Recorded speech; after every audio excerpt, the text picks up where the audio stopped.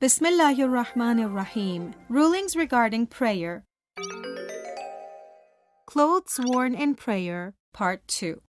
As previously discussed, prayer performed with a najis body or in najis clothes is void. However, there are some exceptions. Let's have a look at these exceptions. 1. If the body or clothes are stained with blood and the stain is smaller than a finger phalanx, almost 1 square inch, it is okay to perform the prayer with it.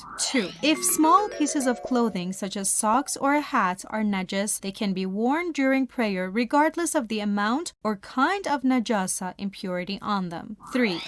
If one's body or clothes become najis due to the bloody scar of a wound or a pimple and one performs prayer in that state, the prayer will be valid. 4. If during prayer one carries a small najis item in one's pocket, so small that the private parts could not be covered with it, like a handkerchief, the prayer is valid even though the recommended precaution demands that even this little bit of impurity be avoided. However, if the Najāsa of this item comes in contact to the clothes, the prayer is invalidated. 5. In the case that someone is stuck somewhere with a najis body or in najis clothes, and changing or purifying the body or clothes is not possible, or the time for prayer is too short, they are permitted to perform their prayer in that condition.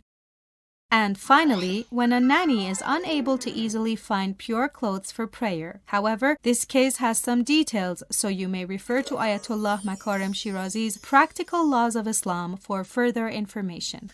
Institute for compiling and publishing the works of Ayatollah Makarem Shirazi.